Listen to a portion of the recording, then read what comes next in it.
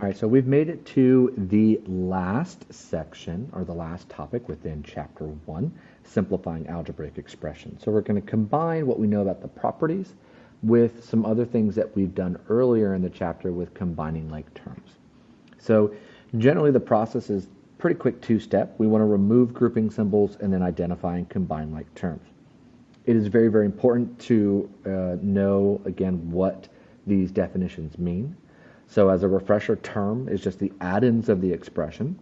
The expression 3x plus 2, or 3x squared plus 4x contains two terms, 3x squared and 4x. Terms that contain the same variable raised to the same exponent are like terms. So 3x squared and 4x are not like terms. But if I had 3x squared and 4x, they are like terms. They are like terms. 4x squared. Okay, so let's go through and we want to follow that quick two steps and identify, okay, do we have any like terms? No, so that means we can go ahead and combine like terms by using the distributive property. So this is how this works. And you won't have to do it as you do combining like terms and get more proficient at it. You won't need to think about it this way. It'll become more automatic. But this is why it works. Combining like terms is undoing distributive property. And we look and we see we have 3x minus 5x plus 4. We've identified these as like terms. And so if we undo distributive property, what we can do is notice that they have a common factor of x. And we can actually undo that distributive property to bring out the x, leaving us with 3 minus 5x plus 4. If I wanted to work backwards, I could go ahead and redistribute that, which would take me back to the original expression. But now, by using distributive property, I'm able to add the coefficients and take 3 minus 5, negative 2x plus 4. So let's look at B, same idea. We have yz as common factors. So we can go ahead and undo our distributive property to bring those out. So we're left with 7 plus our multiplicative identity says we have a 1 there. So it's 7 plus 1. Then we have yz on the outside, simplifying to 8yz. As you become more proficient, then it becomes a faster process and you don't need to do as much. But it's really important to understand that fundamental of why does this work. 4z plus 6.1. There are no like terms. We cannot simplify.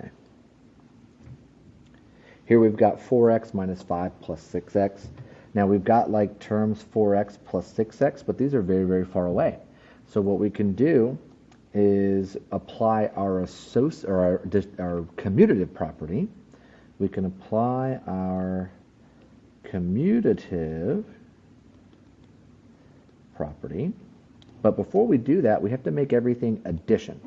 So we need to change this subtraction into a addition by adding the opposite. So now that we can apply our commutative property to rearrange our expression and to be 6x plus 4x plus negative 5. Now we can go ahead and use distributive property to take out our common factor of x.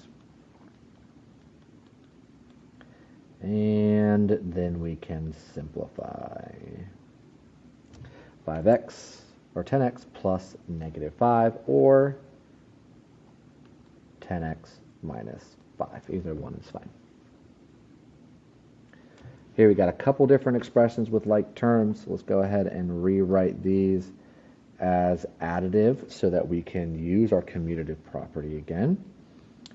3xy plus negative 2xy plus xy plus 5 plus negative 7. Now we've got all of these like terms, and then we can add these two constants together. 3 plus -2 plus 1 xy plus -2, and simplifies this all the way down to 2xy, either plus -2 or -2. Now we have some distributive property. We need to get rid of our grouping symbols first. So let's go ahead and let's do some quick changes to addition. And that way our distribution becomes a little bit easier to comprehend. 7x squared plus 3 plus -5x squared.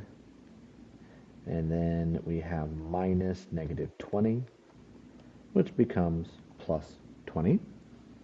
Now that everything's addition, we can go ahead and apply our commutative property. Our like terms are 7x squared plus -5x squared, as well as 3 plus 20. We can apply distributive property in order to factor out the common factor of x squared. We can go ahead and add our constants, and we get 2x squared plus 23. And our last example for chapter 1.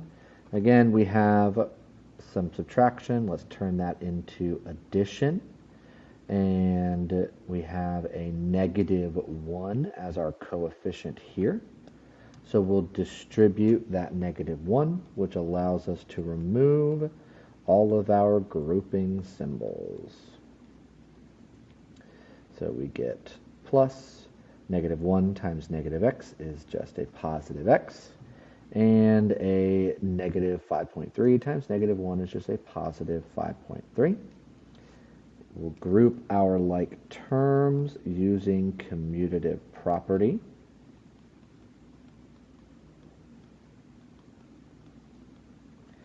And we will then go ahead and combine our like terms and our constants.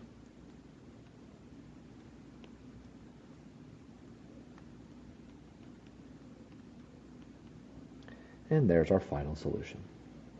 That's it for chapter 1. And we've talked about a lot of fundamentals within this unit. And our next unit, we will start doing more with algebraic equations.